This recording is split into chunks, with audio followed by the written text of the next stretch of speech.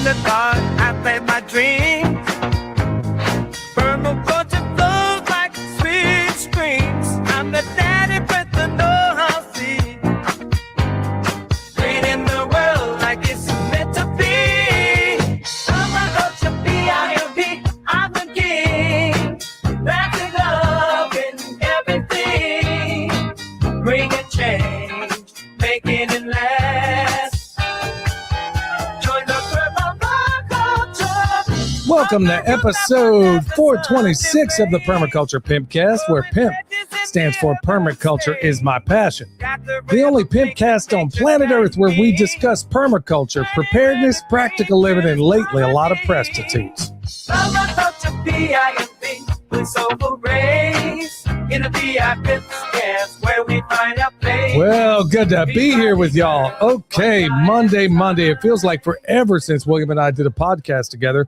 Been doing a whole lot of interviews as of late. So anyway, here we are back in the saddle again. This episode, as always, brought to you by the Sovereign Health Summit.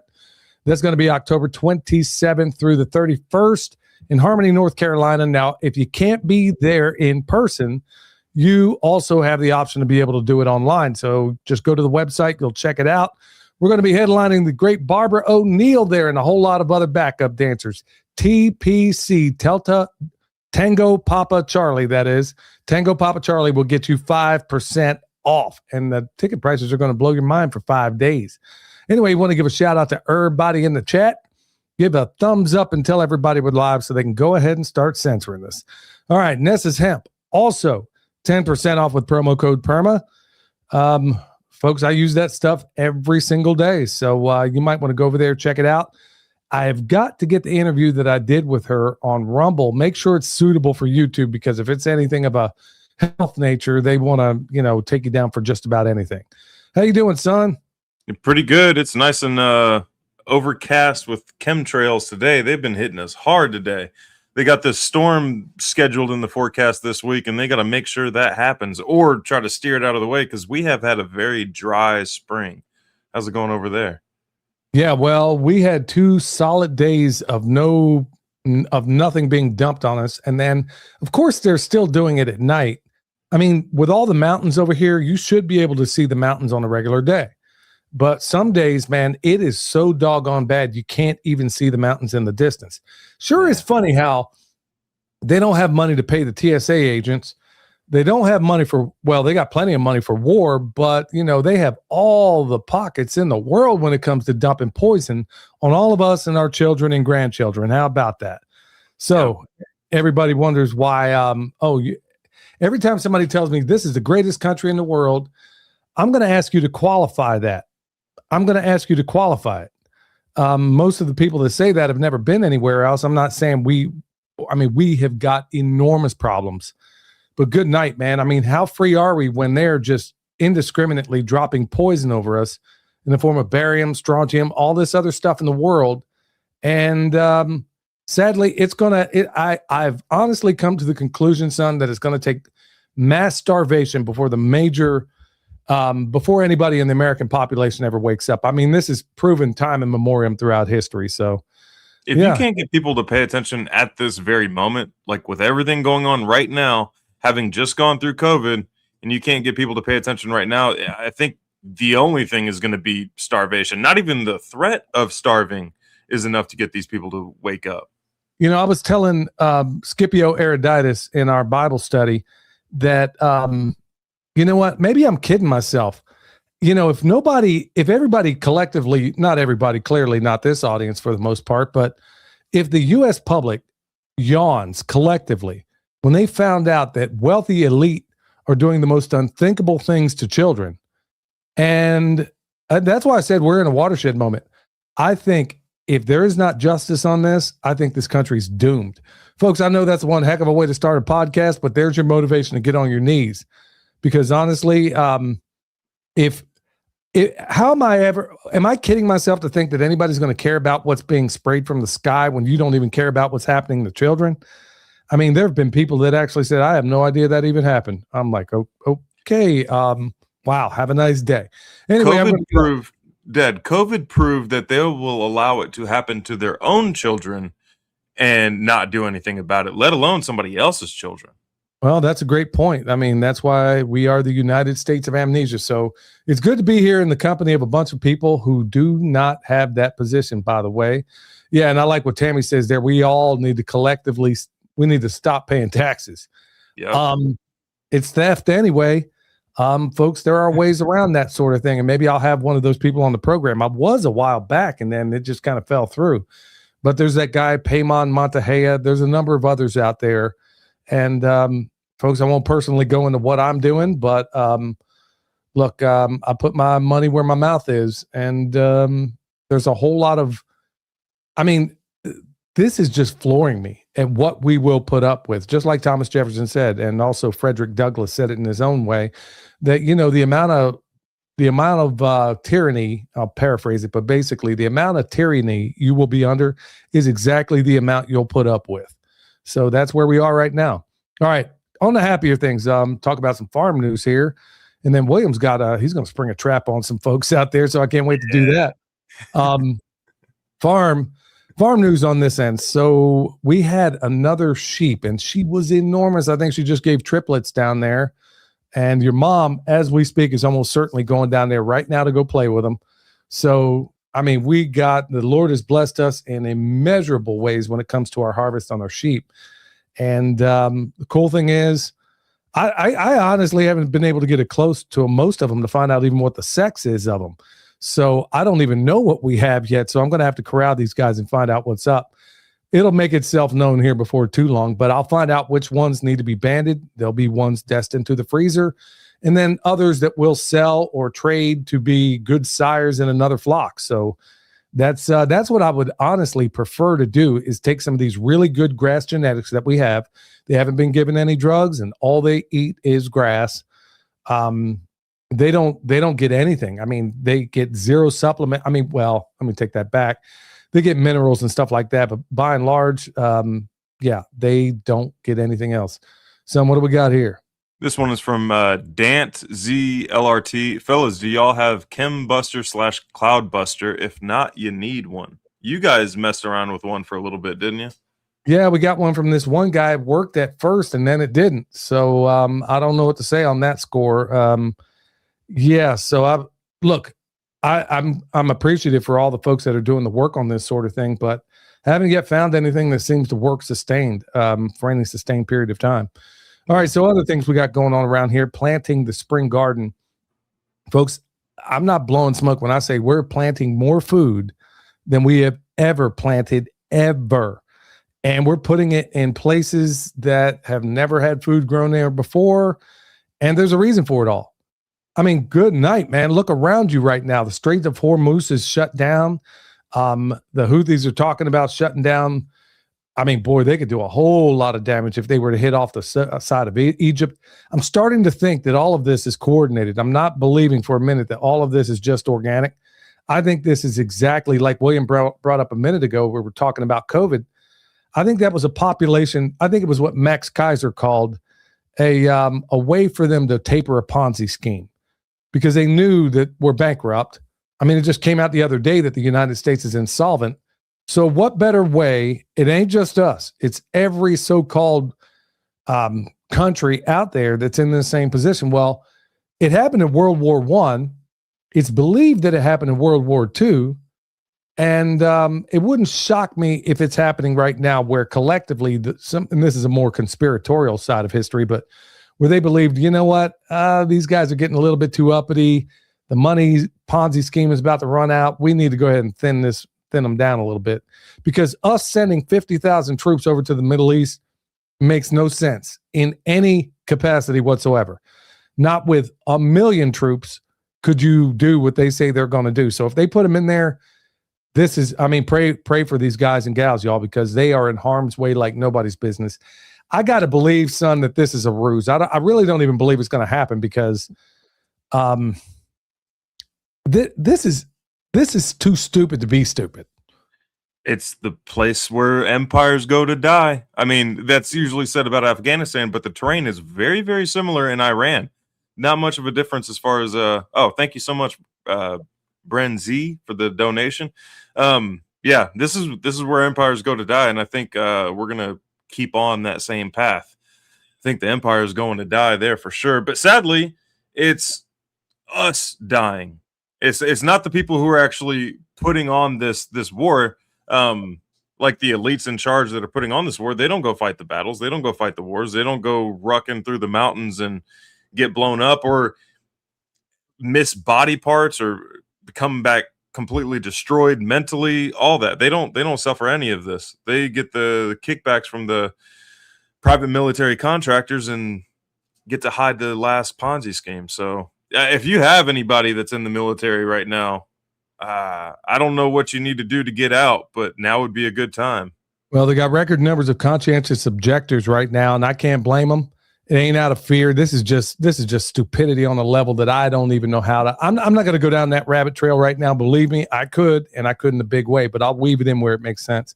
So, yeah, planting stuff like you wouldn't believe, folks. And then also, don't forget about those perennials out there. Do not forget about those things. Oh, Celeste Hill, $20. Thank you so for much. If you break bread, I won't fake dead. Thank you very much. So some other things we got going on out here. Transforming. Here's a little hack I want to give y'all. This one is, I mean, it was actually inspired by the late Elaine Ingham. Sorry, she's no longer with us. But here's one hack that I want to pass on to everybody else out there. So one of the things I'm doing right now is, in order to up the amount of compost that I have around here, now I can sit here and make it from scratch, which I've done, or I can go buy some lousy stuff for real cheap and transform it where they've done about 50% of the work. Of course, I'll go through. So what does that look like? So on my end, what that really looks like is I'm going to go out there, I'll bring it home, and as I put it in the stall, I will sprinkle, because I guarantee it's going to be dry as a bone. It always is. And it's going to smell awful. That's a good indication too. So as I put it in the stall, I'll take a bucket or so, or a watering can, and I'll hit it with soil saviors all the way up. And then I'll flip it a couple of times until I no longer smell anything. That tells me that the soil saviors has done its stuff. Then, and that's probably going to take a month. And then after that, I'll go through, flip it again. This time I'm going to put my compost extract in there, and I'm going to put in all the stuff I want. And if I wanted, I could go ahead and make a thermophilic pile if I wanted to. But folks, if you have one pile that's really, really good, you can expand that. You could take 1 cubic yard and conceivably turn that into 1,000 cubic yards. Just go back and watch the videos. We've done it on YouTube. We've done them on Patreon. You can check them out. So that's one cool hack out there, folks. If you just had a bucket of compost and you had some soil saviors, you can get yourself to making that lousy stuff. And I guarantee it's lousy because we've looked at all of it under the microscope. Yep. So you can turn that stuff around in short order. You were going to say something, son? No, well, to add to that, I would also try to find the cheapest possible. If you're going to buy compost, find the cheapest possible thing that you can find that'll fit the role that you need. Because any of the higher dollar, like every landscape yard comes out with like a mix that they have of like topsoil compost. That's all garbage. Everybody sells like this mushroom compost. I haven't seen any fungi in any of this mushroom compost. No, like, yeah, neither. In the name, you would think, oh, this is going to have a decent amount of fungal content. I didn't even see dormant fungi in those compost piles. So, yeah. I did, son. I'll take that back. I did see one time where the kind of fungi you don't want to see, you know, the stuff that comes out looking like mold and mildew. Yeah, I've seen that. So you don't want that. So anyway, get a really good compost and you can transform that stuff. Other things going on here. Look, I made a ton of bone sauce. Everybody bought it out as soon as it was online. For the folks out there still wanting it, we're going to have to wait until the burn ban is over. So North Carolina, the whole state right now is a burn ban, which is strange because it rained the other day. But anyway, real dry conditions, can't make that stuff right now. Don't worry, I'll let you know when I get it up. As soon as they quit with the ban, I'll have some more made. Another thing, folks, in light of everything going on in the world, think about all your preps. And that's exactly what we're doing. So everything I need for the next couple of years, I mean, I don't care how insignificant you may think it is, get it. I mean, right now, Michelle and I are going to go out this week and buy a ton of seeds, really, really good seeds from really reliable places. I mean, even when the price is up on the seeds, it's still, I mean, Think about a packet of broccoli seeds that you spent maybe $2-3 for. Let's say it was $5. Well, let's just say you get a few of those broccoli plants to come around. I mean, it's paid for itself how many times over? Thank you so much, Nancy. Bone sauce is the bomb. Yeah, thank you very much. But yeah, think about all those. Examine your preps. I mean, your water. Start there. Start with your food. I'm going to get back to freeze drying entire meals. I mean, for people that just want to freeze dry eggs, and that's fine. I mean, do that if that's how you want to roll. But I tend to freeze dry entire meals. So I'll take those eggs, mix them with some potatoes. Maybe I'll put in some of that lamb sausage I got down there, put it all in one meal. Because if you find yourself having to dig into that stuff, do you really want to be thinking about, oh man, you're already going to be in a stressful situation anyway. I want to make absolutely positively sure that I don't have to think, that I'm not putting brain effort towards making a meal if I had to get into that stuff. So I want it already made. And go heavier on the salt if you're using a freeze dryer. And by the way, if you need one, we got one in the description box down below. All right, so son, let me kick it off to you. What's going on in your world? Speaking of freeze dryers, next consultation I get, that's exactly what we're getting is a doggone freeze dryer. Hopefully one of the big ones, but that thing is a game changer. If nothing else, if you're not into preparedness at all, which I don't know why you wouldn't be, it still eliminates garden waste. So like whenever all your tomatoes come in all at once, you can put them in the freezer and then save them for the freeze dryer and save all of them instead of having them go bad on the counter and everything. It just eliminates garden waste. So if you don't have one, think about how to get one and use Dad's link for, I think is there a discount on that? I think it's like no, they don't give any discounts, but if you want to help us out, you can go to our link down below. Okay.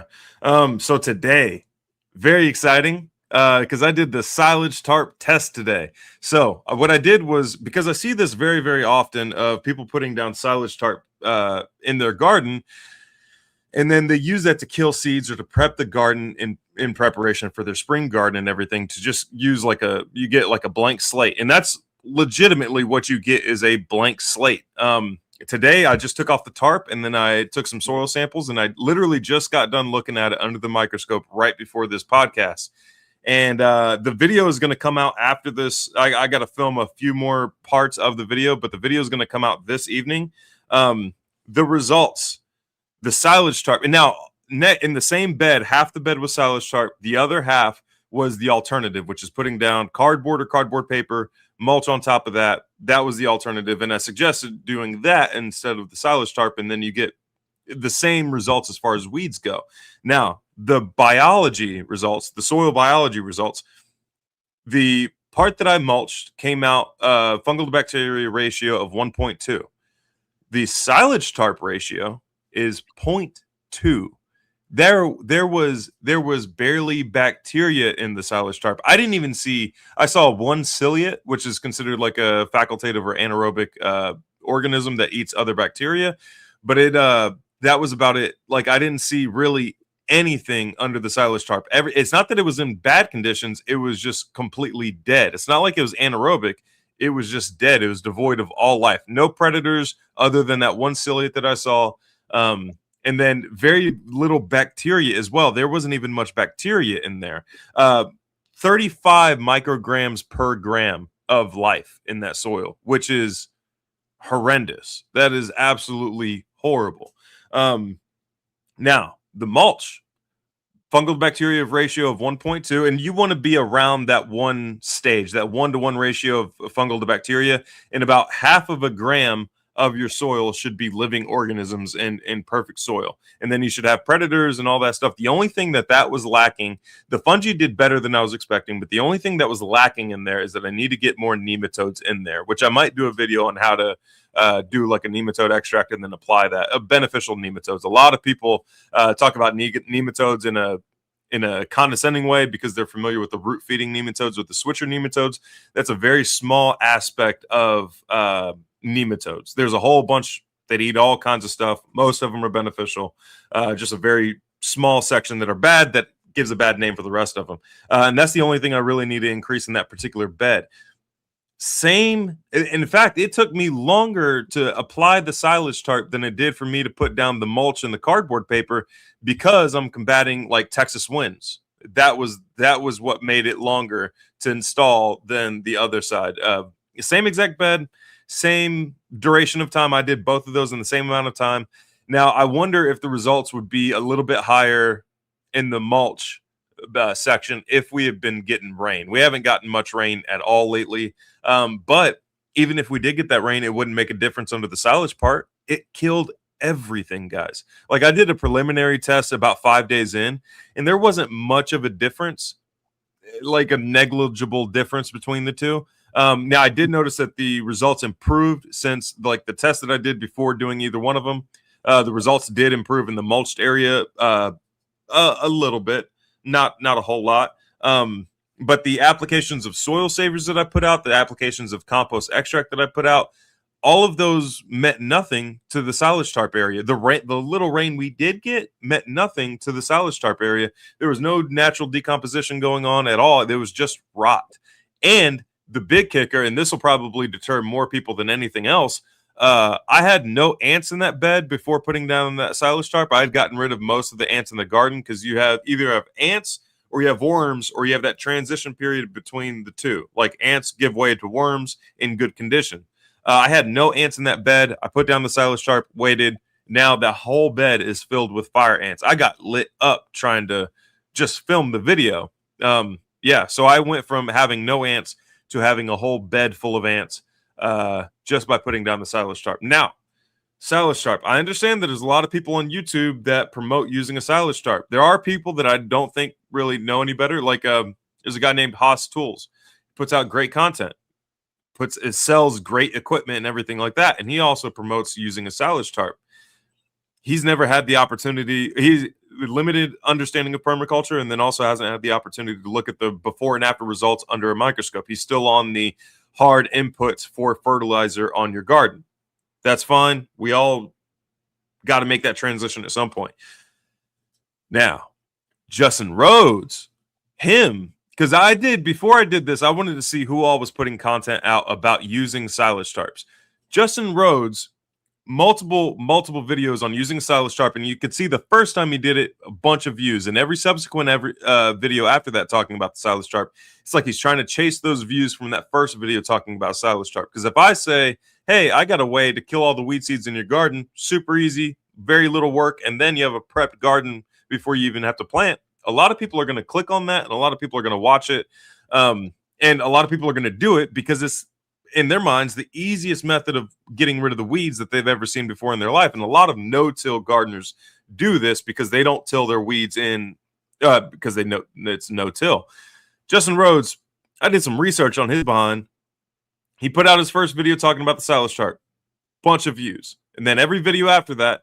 And he's even acknowledged in a video that didn't do too well that, hey, this isn't a good method because it cuts your bed off from respiration, from any kind of water, from any kind of natural decomposition that's going to go on, which is just composting in place. And he's acknowledged that, but he keeps putting out the same doggone videos because he knows he has guaranteed views from that. And I'm saying all of this to give you guys like a warning. Just because they're putting content on YouTube does not mean that they're doing it to push good information. Most YouTubers are putting out content on YouTube to get more views. They're going to put out videos that produce more views. I mean, I'm even like guilty of it to some extent. Like I'll have an idea for a video that I might not be particularly interested in doing, but I know some people are going to want to watch it. So I'll do that video anyway. Not a whole lot. A lot of the time I'm just filming what I'm already going to do. But yeah, so there's a, fair warning to you guys trying to use silage tarps. Don't use silage tarps. I would say if you are just dead set on doing the silage tarps, do it no more than 5 days before the real heat gets in, before the real hot summer sun gets in. And I saw negligible effects, but I also didn't see much weed suppression in just the 5 days either. So with that, and then also side note, continued farm news. We're also growing as much food as we possibly can. Every square foot of this house where I built a bed is filled with food.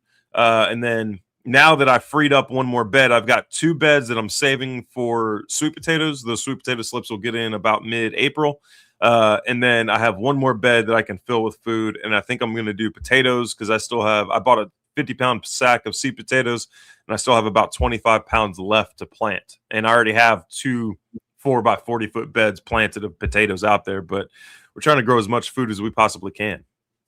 Yeah, you can't go wrong doing any of that, especially right now. And sadly, most people are not going to wake up to it. But I'm glad you did that thing regarding the silage tarps, because I've been hacking on about this thing forever and a day. And I'm glad you actually, I mean, you and I, of course, didn't need the experiment to know exactly what was going to happen. I mean, you are absolutely suffocating the ground underneath. Yep. And folks, weeds, I just did a video the other day. I don't weed anything. I never weed. I will cover up a bed with more stuff. I will not weed. And so weeds aren't necessarily a bad thing, especially if you just get down to your management. So we're going to be covering more of that too, and I'm glad you got that done. So, and real quick on that note, the weeds, there is no competition for nutrients. There is no competition for water. The only competition is for sunlight. So as long as your crop that you're trying to grow to eat is taller than the weeds, there's no issue at all, and the weeds are actually going to be beneficial. You're better off planting amongst weeds than you are putting a silage tarp on the ground. Well, that's Fukuoka 101. I mean, he would just pull out what he needed to plant, and that's what I did in that latest potato video. And and they're not weeds. It was actually a cover crop in there, but that was essentially what Fukuoka did. And that's permaculture 101, folks. I mean, you don't have to go out there and make this just a nightmare to do. I mean, you can get these things done and get them done in record time, and you can have a pretty impressive harvest. Just got to bring the right dog to the hunt. Now, real quick, Gina's saying, yeah, I don't see a freeze dryer link in your info. I'm sorry, Gina. It may be in one of our previous videos. It's in the description box, or it's at the website. And then Farmer Cheryl says something here that's pretty important. Did you see any, I'll ask the question. Did you see any microplastics in the silage tarp soil also? It wasn't there long enough to notice any microplastics. I mean, it's kind of hard to, sometimes you see like colorful flakes in the soil. I will say I've never seen any colorful flakes that would indicate microplastics at the demonstration site, but I have seen it in other people's soil samples with that. And then also it wasn't there long enough for the plastic to start degrading or anything like that. Total, I did it for about a month in total. So a little bit over a month, give or take. So yeah, no microplastics in that particular setup with that particular soil with brand new plastic. All right. Well, good stuff, son. So mountain readiness, y'all, coming up May 1st through the 3rd. That's going to be in Harmony, North Carolina. William and I are going to be there. We're going to process a sheep for all you people that are asking how to do it. We're going to teach you a method that works no matter the animal. We're going to take him down right there. We're going to gut and skin him, and we're going to break him down. And if I'm not mistaken, we might even just eat him there as well. So mountain readiness. And folks, it is the best doggone festival you don't know about. And I can't think of a better one to go to at a time that we're in right now. Things are about to get real, folks. It's all I can do to keep from going full apocalypto on you with what I know, what I see is unfolding and what's happening. So whatever remaining skills you need to get out there, folks, right now, while it's still relatively calm, you might want to acquire those things. All right, Mycronic Silver, Perma will get you 10% off. Mycronic Silver, I use that stuff all the time, practically every day, especially when they're spraying pretty heavy out there. I use that nose spray and try to counteract whatever I just brought in. And Wave Watch, yeah, Billy 100 will get you $100 off that watch. Yeah, go check that thing out. Everybody in the family has one, and we are very, very happy with them. So Billy 100 will get you $100 off. And then don't forget about Soil Saviors. Everybody's asking about that. It'll also be included in the description box down below. Use that link.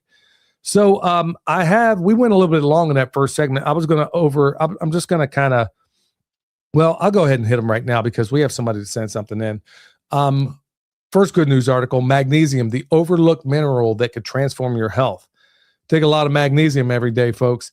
And one cool natural way you can get those is through leafy greens, like things like spinach, seeds, nuts, legumes, dark chocolate. Some of those things I can't really have right now, but we have cofactors with things like potassium, folate, all those wonderful things. So think about that magnesium out there. And if you got to get a supplement, that magnesium breakthrough is what I use, but I try to get as much of it as I can. But when you sweat to the extent that I'm doing right now, sometimes I got to supplement because I'm going a little bit overboard and I'm not necessarily getting enough through my salt. All right, here's another good one. Adaptogenic herbs, nature's answer to stress and elevated cortisol. Okay, so you want to be looking at things, and some of this you can grow. I mean, things like ashwagandha, ginseng, grow some of that sang out there. Those are really, really ginkgo biloba, maca root. I don't know if anybody's growing any of that nearby, but anyway, these are things that will actually lower some of that cortisol in you right now. And given the state of affairs right now, I'm thinking a lot of us have more cortisol than we should. And then finally, we got this last one that came in. It was from a listener out there. Michelle printed it off and gave it to me, so I'm sorry I can't reference who it came from, but it was a fire-resistant test that was done on rammed earth tire walls, and it achieved a 120-minute certified rating. In a nutshell, they finally took a tire wall like you would have an earth ship or something like that, covered it with the plaster. Long story short, y'all, this works better than any building material that we know of right now. If you look at this, if you can burn down an earth ship, well, it was probably done by space-based weapons or something like that, because you ain't setting this stuff on fire when it's at 1,000 degrees and they got it up there forever and a day and it still doesn't burn. So all the people that are out there thinking, okay, man, I need to figure out what I need to build. Son, you went to the Earthship Academy. I mean, what did you figure there? I mean, there's not a whole lot of combustibles in those things, are there? No, you can't. Believe it or not, it's counterintuitive to what you would think, because tires, if you catch tires on fire, like, they're impossible to put out the fire. I think there's a fire burning in California since the 70s or something like that of a tire waste facility. But Michael, once you ram it with earth and turn it into that brick, they tried to catch some of these on fire. They built fires up against the tire wall, it wouldn't catch fire. They held a blowtorch up against the tire wall, it wouldn't catch fire. The only thing that could possibly catch fire would be like roof materials or like insulation in the roof and things like that. But depending on what you're using, it could be a little bit even more fire retardant and everything. It kind of depends. Just make sure you get that blue metal roof. It's space-based, weapon proof. Yeah, so it's laser resistant. Okay. A lot of people in Hawaii are wishing they had those, and a number of other places too, like the California fires. Question: so weeds don't really choke plants? No. Go out there, go walk in the forest, go look around, look at the edges. You see everything, and I try not to use the word weeds, but we tend to call them pioneer species because they tell you what you need out there. No, if you have a really good compost pile, you won't see weeds growing out of it either. But weeds are. Oh, sorry, Dad. Go ahead. Weeds are just food or medicine you haven't identified yet.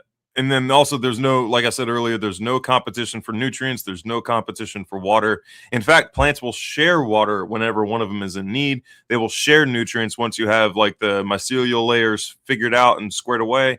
The only competition is for sunlight, and a forest will show you that. The only competition is for sunlight. That's what I'm talking about. All right. With that said, we're going to go to my man, Eric Sider.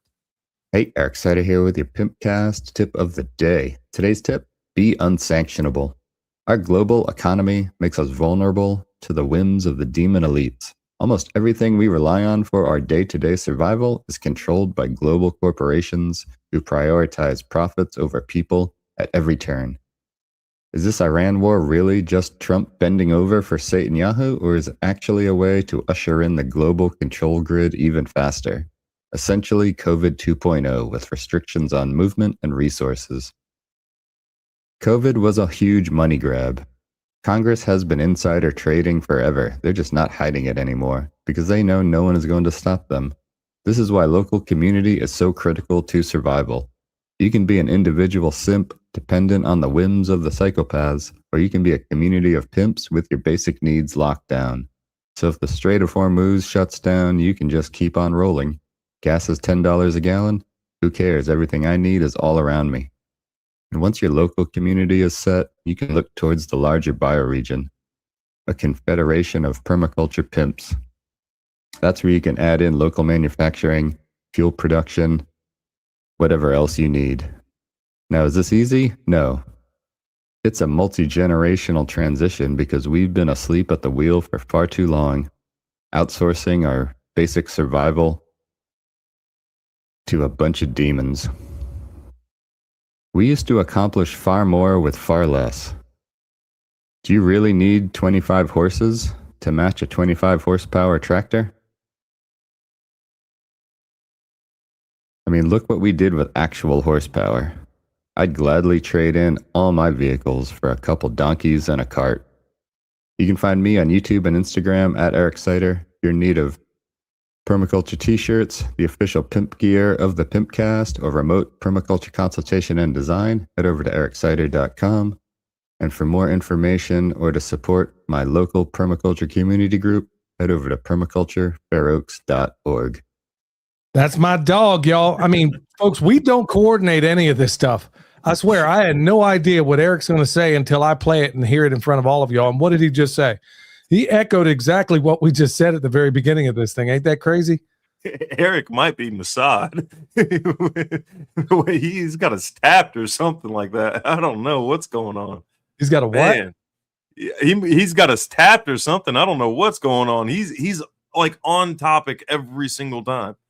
Yeah, and we don't coordinate this, y'all. He just sends it in, and I don't even hear it until y'all hear it. So, man, I mean, it happens so often, it just blows my mind. So before we move on, hey, dandelion greens, King 697 says dandelion greens are amazing for magnesium. Amazing. Yes, you are, in fact, right. I'm glad you pointed that out. And they're out everywhere right now, y'all. So put them in your salads. I mean, there's a whole lot of things out there you can be eating right now that they're calling weeds. I mean, people, lamb's quarters, for crying out loud, man. Some of these highfalutin restaurants pay a fortune for those. Yeah. So, yeah, you can eat all. All right, EMP Shield, $50 off with promo code PERMA. Yeah, $50 off. I'm a journeyman electrician, been one for almost 30 years, y'all, and I'm telling you that of all the transient voltage surge suppressors on the market out there, this is the one I recommend because it's been tested. It's been tried and tested. And they got an ironclad guarantee that if anything gets Kentucky fried downstream from your box where you have it installed, they're going to cover you for 25 G's. Find me another one out there that's going to cover you like that. Nobody does. That's why I reached out to EMP Shield. They did not reach out to me. And that goes for all of the other advertisers that we got on here. So, yeah, shoot, somebody up here said they just got your shirt, Eric, in the mail. So, yeah, thanks, everybody, for supporting Eric out there, buying those shirts and everything, because it's what I wear. It's what I wear, in fact, all the time, except for the one I got on at the present moment. But usually that's all I wear. All right, so we're going to jump right into it. Unusual places to start a guerrilla garden. Folks, you might see a theme in these shows as of late. So many people reach out and they write to me and they say, a lot of them is, I'm married to a freaking deadbeat. Can you please talk to him? Yeah. And it's usually a woman writing about her husband. Can you please write to him and explain that there's more to this world than Nebraska football or, pick your sport? And to my reply is, I'm sorry for your bad luck, but, he ain't going to listen to me. He doesn't know me. And it's always women writing about this sort of thing. I'm just going to call him gay. Yeah. Say, get your gay butt up off the couch. Yeah. Say, do you have any testosterone left? Yeah. Can you go use it in the garden? Yeah. It's a shock that's the place we've come to where I can't even tell you how many women write to me. And the other one is, you know what? I don't have a place where I can grow anything. Folks, that's why I brought up Eric Sider in the last video. I don't care if you live in a postage stamp. I don't care where you live. You can be growing something, even in the closet. It could be mushrooms. Grow something like Eric did, growing it on the balcony at an apartment. It doesn't even matter. You can find a place. He even had a little pond out there, y'all. Yeah. So there are so many different ways you can find to grow food. But, I figured it'd be kind of fun. We've never done a show like this where we'd talk about some of the off the beaten paths that we've talked about. I mean, I've talked about a number of them, but we'll just kind of put it in a concise way here. So right off the bat, for those that don't know, guerrilla gardening is basically planting on land that you don't own. So right off the bat, I'm going to pick some of there are some obvious ones out there that I've talked about before, but we're going to hit some other ones too. So William doesn't know what I'm going to say. I don't know what he's going to say. So here's one: rooftops. Yeah, I said it. Let's say you're living in let's say it's a high rise in New York or whatever the case. There's a whole lot of rooftops up there that aren't being used right now. You could have bees up there. There's a lot of places, even in Asheville, there's a brewery where they're using the roof of that place to put all of their hives. Okay, not a bad spot. There's a whole lot of gardens happening on rooftops. I mean, Eric talked about how you could do it in the windowsill. You can do it on the balcony. You can do it in all these different places.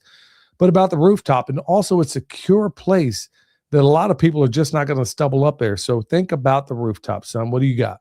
Another added benefit of a rooftop and putting bees up there is the harvest part. So whenever you harvest the honey and the frames from the honey, it's solid, it's heavy, and it's like kind of cumbersome, but you're always going down with it instead of trying to haul it up somewhere. So whenever I do consultations, I try to tell people, like, depending on how steep the terrain is and everything, I always try to put the bees higher in the landscape than where they're going to be processing the honey. And a rooftop is a fantastic location for that.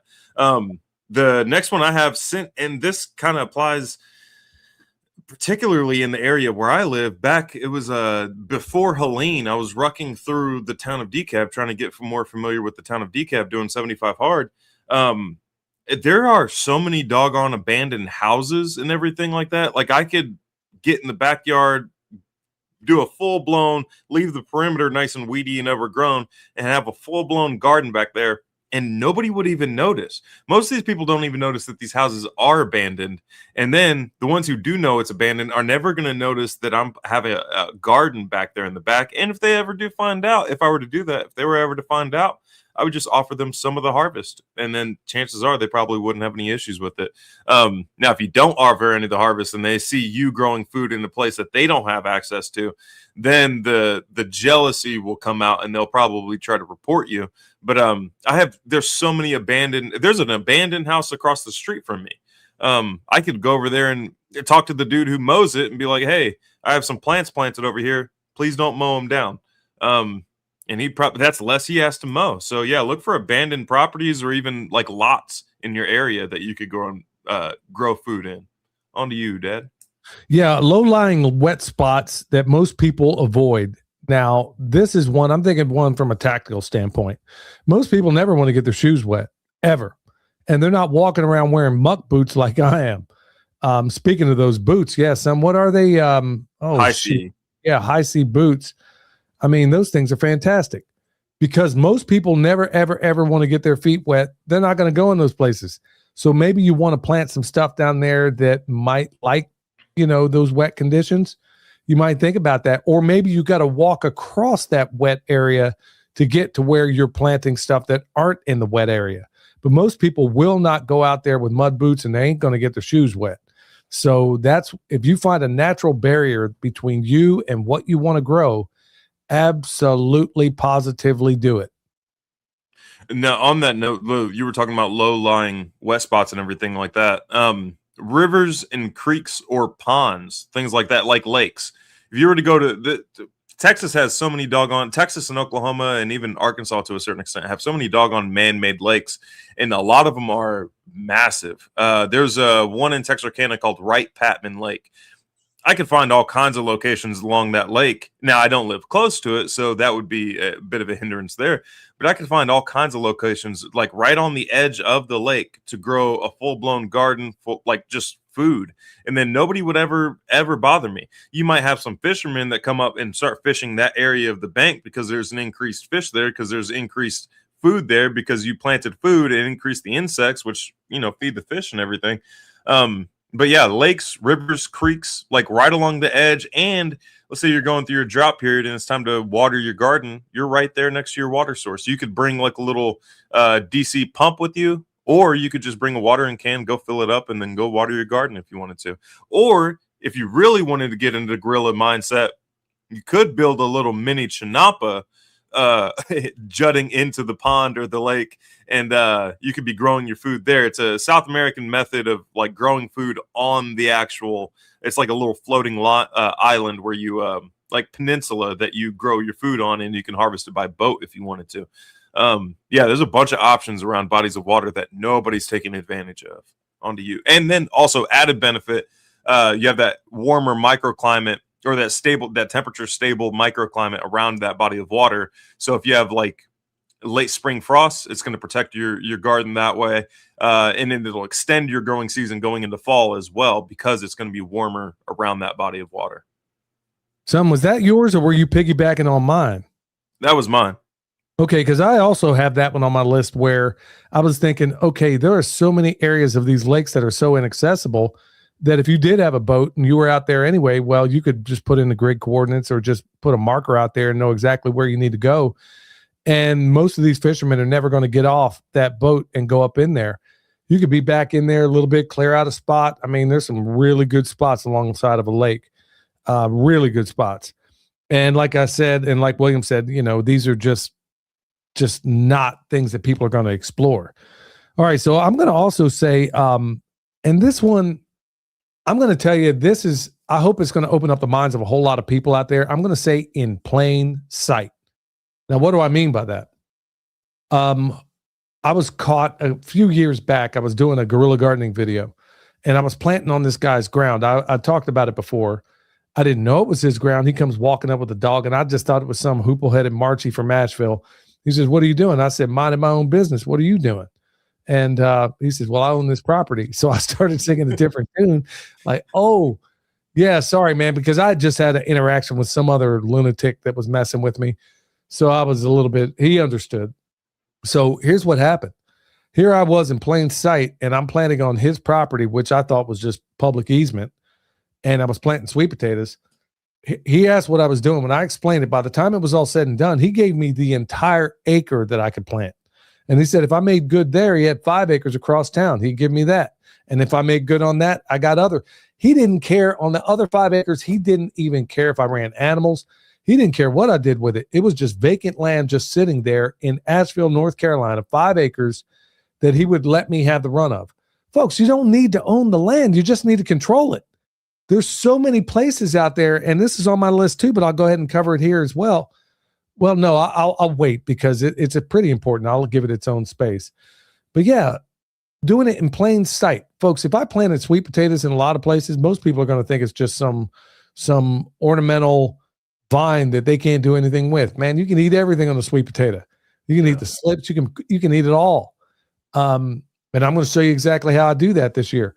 So there's so many different ways, so many things you could do when it comes to sweet potatoes. Eric even grew them out there with the intention of not actually eating the sweet potato, but eating the slips.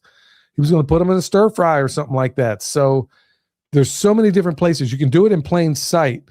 Now, you might want to do it when there's not a whole lot of traffic there. So nobody really, or you could, because they may just think you're the gardener. You could be planting a lot of this stuff in plain sight, and most people would walk right past it. You could be planting carrots, onions, all of it around these places in plain sight. So yeah, it's a wide berth there, but I think it gives you liberty to do it anywhere you can. The landscaping around banks. I say banks specifically because you don't really go to a bank where it's like run down and crappy. If they're on a piece of land, and they usually have landscaping, but not only do they have landscaping, they have irrigation and sprinklers for those landscaping. So you're going to have to be careful about how you do it. And you're going to have to be kind of picky on what plants you pick. You're going to go with more perennial varieties than you would annual varieties in like a bank's landscaping. The perennials will blend right in. Like plant in a bunch of blueberries, a bunch of fruit trees, things like that. Those are all going to be fine. And then the landscapers who come and maintain the area, they're not going to view that as like a weed. They're going to view that, they're probably, having been a landscaper, they're not even going to notice that particular plant or even what it is.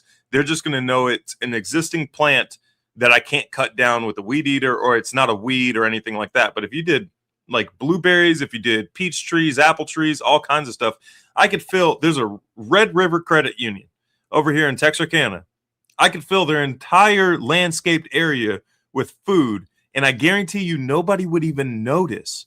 People would notice peaches on the ground and not even connect the dots between, oh, that came from that tree that was right next to me. People could go in with a snack, deposit some money into their bank, or just pull all their money out of the bank and go buy silver and gold if they wanted to. But you can completely hijack a bank's landscaping because it's there, it's being maintained. Because banks, they can't be looking crummy, they can't be looking like they're not doing well or anything. The irrigation, the landscaping, free maintenance that you don't even have to worry about.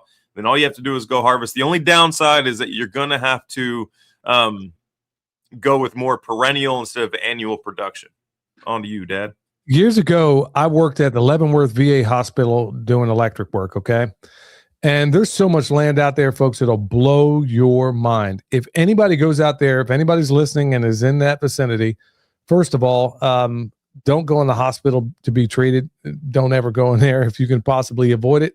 But if you go to the grounds building and you go, if you shoot an azimuth on your compass, let's say going somewhere around, northeast from the grounds building, you walk long enough, you're going to come into a food forest that I planted years ago. And I'll bet money it's still there. I mean, there was a clearing back in the woods that nobody knew about, and I planted a bunch of stuff back there. And it's probably there to this day. So do you think maybe you might be able to do the very same thing? Maybe get up there in Google Earth or whatever and find out, here's a place that there might not be anything going on there. This is on land I didn't even own. And folks, I'm telling y'all, I'm giving y'all examples of things that I've done. I don't even know how many apples and pears and all kinds of things back in there. And they were doing really good when I left. So I'll bet money to this day, unless they clear cut the entire thing, which I doubt they have. There was a lot of guys I knew that were mushroom hunting back there. Look, they're after mushrooms. And if they're after those apples or whatever, I planted so many and they were doing so great. They're probably doing just fine to this day, helping a whole lot of wildlife or anybody that wants to go by them and pick them up. So yeah, there's an orchard up there. And you think that might give you a little bit of idea? I mean, a national park, whatever the case may be, get off the beaten path a little bit and you'd be shocked. Find a clearing, use Google Earth, find a clearing out there, or one it wouldn't take much for you to exploit. What could you grow back there? Are there some perennial things out there? Plus, it's just fun to do. All right, son, kicking it back to you. No, I would slight tweak. I wouldn't use Google Earth. I would use an app called OnX Hunt, and it's going to give you much more information. Like you'll find off-road, like roads, unofficial roads. You'll find on there.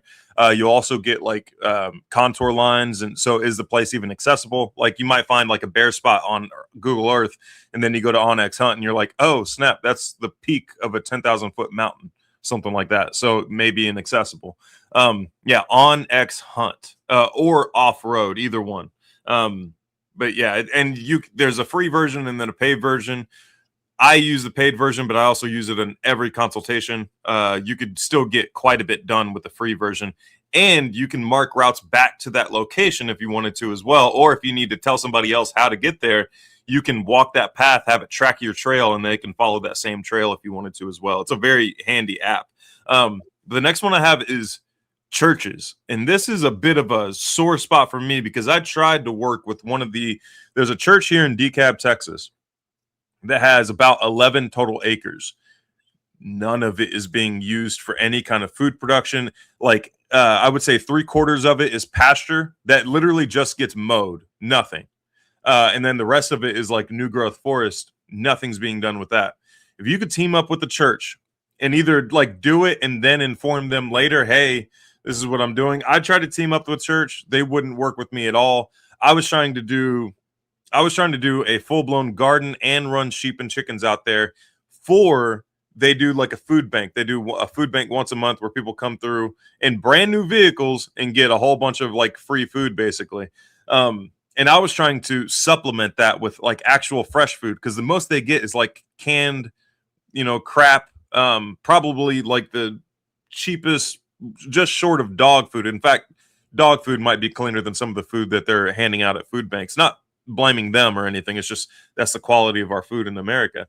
I tried to team up with them, try to grow like a massive garden out there, and then also try to run animals out there, and it just got shut down every single time. But if you could team up with the church, there's a church in Asheville that actually has a community garden out in front. I think it's off Merriman. I think it's off Merriman Road in Asheville. So if you're going to visit Asheville or if you live in Asheville, go check out that garden in front of that church. I wish they would make it a little bit bigger, but it's still a good start. Like it's a fantastic start. But yeah, churches, see if you can team up with churches, and you might even have a better luck if you say, hey, I'll contribute a certain percentage to your food bank. Yeah, on that point, there was a church I used to attend, tried to team up with them. They had a bunch of vacant land right here in the mountains. And I was like, man, do you know how many pigs I can raise over here? And the pastor, when I hit him up about it, it was like, man, you're living in a place where people are like, you go by they just don't want it. And I'm like, okay, what would it take to, get this from you guys? I mean, or at least rent it or something. And they didn't even really want to have the conversation. So yeah, that could be a double-edged sword, and people would much rather have just grass growing for absolutely no reason whatsoever. And if you knew the whole notion of a lawn and where that even came from, is just an extension of the New Atlantis from Sir Francis Bacon. And here we are, we have idiotic lawns that don't serve any function at all when we could be having seriously functional landscapes that actually do something. So, Brens, it was pretty cool to see. She planted something at a truck stop, cherry and peach, and they're still there. So that's pretty cool. They produce too. So that's Sioux Falls, South Dakota. All right. So my last one here, and this is another one that folks, everything I'm telling you is, for the most part, is stuff I've actually done. Commercial buildings. Check this out. When we first started this channel, I mean, we've been farming long before then, but when we started this channel, I was still working about 2.5 hours away from my home. And at this place, I was working as an electrical inspector, and we built a bunch of stuff that goes in these data centers. Well, I'm working 7 days a week, 12 hours a day, sometimes even 16-hour days, a couple of times 24-hour days. But I was doing all that with the expectation that I wanted to get myself out of the rat race. We had already gotten Michelle out. We'd gotten William out, and I was picking up the rear. So I was working my butt up one side and down the other, 7 days a week, and I worked weeks on end. So anyway, I said, I got an idea. They got this land right out in front of this place. What if I turn that into a little food forest? Well, I got permission, and they were cool with it. And then right after that, I ended up bringing chickens on the job. Folks, we're talking a construction site.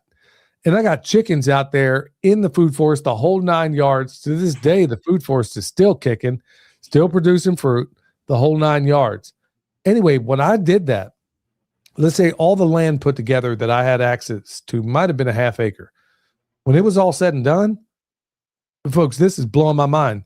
The people that had the parole office next door, and this is what I'm talking about, commercial buildings, it was an industrial kind of park, but there was a parole office next door, which was kind of handy if you knew the guys I worked with. And they had 5 acres out there. They hit me up one day when they saw me working the chickens and says, hey, we got 5 acres over here, man. Do you think you can do that over here? I'm like, absolutely. All right. So there's another 5 acres. So it's 5.5 acres at that point. Then there was a farmer who had another 30 acres over there, or actually the shop I was working for purchased the 30 acres over there, but they only needed a footprint of about 1.5 acres. So I had another 30 acres on top of it. If I wanted, now, had I stayed there, folks, you don't even want to start thinking about the kind of food I could have been producing out there. So here it is, almost 40 acres of land that I don't own, but I control every bit of it. Do you think there's a win-win out of there? Even the people in that parole office, they're like, man, we want you to do out here what you've done over there. I'm like, can I run my sheep? Can I bring sheep? They're like, absolutely. And by that time I had enough guys on the job that were enlisted to help me out when I couldn't be there. So it turned out to be quite the adventure. So folks, commercial properties out there, industrial parks, look, I got no problem hearing the word no, but you got to ask the question. Okay. So that was my last one, son. Go ahead. My last one it's not a surprise, but your local community, like your next door neighbor. How many of us even know who our next door neighbor is? I mean, in my particular case, I wish I didn't know my next door neighbor, but that's a unique scenario. Go to your next door neighbor or reach out to the community saying, hey, I want to grow food. I don't have land. You know how many people, whenever I said, like, we need to, made the announcement on one of the videos, one of my videos saying, like, we're trying to flee Texas. I got a bunch of emails saying, yeah, we're right there with you. Texas is better in the brochure, as Dad says. But there were also a bunch of people that reached out to me that were typically elderly couples that spent their entire life doing their version of homesteading or farming, large acreage, had all the equipment that they needed, but they're just getting too old for it. And they're looking for people to take that role, to fill that role, to so that, like, something, their land is still in production and they can teach the next generation. They're just not able to find anybody. It's like there's a disconnect between the people who are looking for land, who want to grow food, that are young, and the people who have been there, done that, they're kind of aging out, and they're wanting, somebody needs to be there and, like, connect the two. I've connected a pair before in the past, but I think it'd be awesome if somebody set up like a some sort of website where you could put in an application for wanting land, and then another person put in an application of I have land and here are the requirements and things like that. But talk to your next door neighbor. If they have just grass, or especially if they're an elderly couple, or if they even have a small garden themselves, and you just ran out of space in your garden, maybe talk to them and say, hey, can I garden both properties? I promise to take care of it. Get everything in writing, or like a verbal agreement with a recording or something like that, just so everybody's on the same page. But see if you can just, like, it's close. That doesn't get much better as far as guerrilla gardening and zoning as it does right next door to you. Or if you're in a townhouse and you're trying to talk to the houses across the street that might have more land, see if you can team up with just your next door neighbor, if at all possible, and see if they'll let you grow food. On that point, also have your own thing squared away so you have something to show them. Show them what you're doing. Make sure you work at zone 0 first and then zone 1. Make sure you get your own place squared away and grow as much as you can there. So all these people that are thinking, I don't know, okay, why are you wanting to farm my land if you haven't done anything at yours? So make sure you got your own place squared away before you even reach out. Maximize. I mean, grow in layers, grow in levels, grow in all these different ways. Curtis Stone, somebody else pointed out, that's how Curtis Stone started in his thing, there are more people that will say yes than you realize. Absolutely more than you know, folks. There are so many resources out there, so many different ways.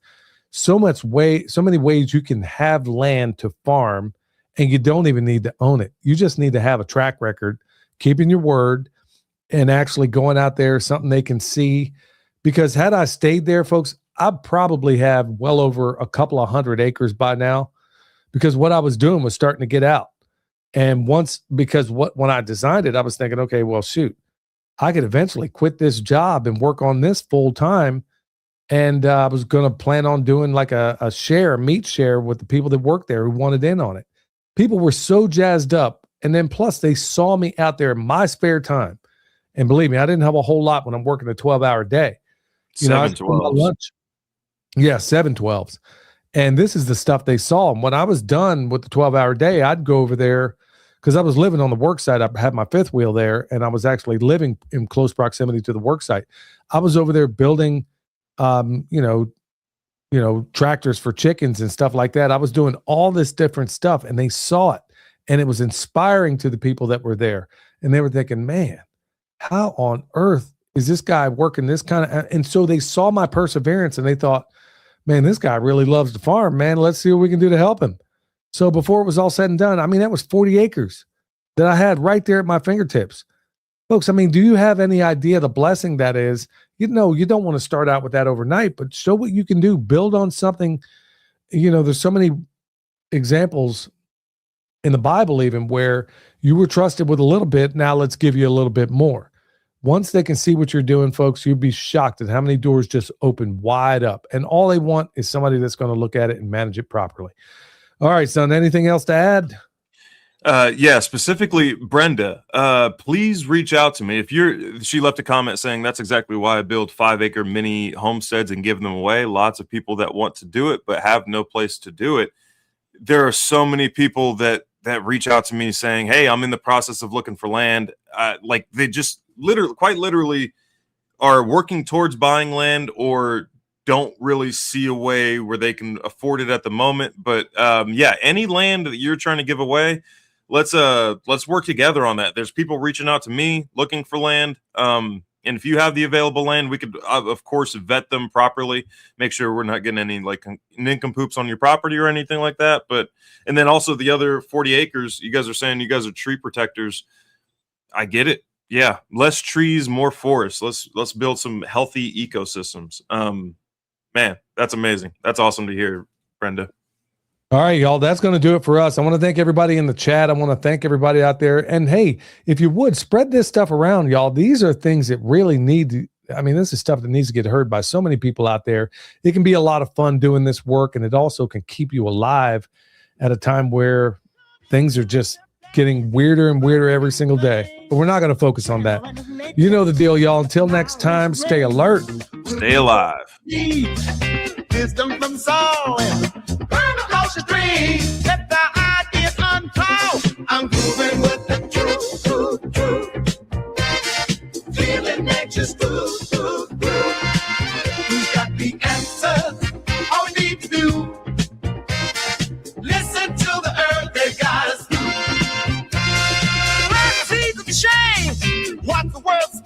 From the smallest sprout to harmony begin in the cycle of life. For the magic's alive,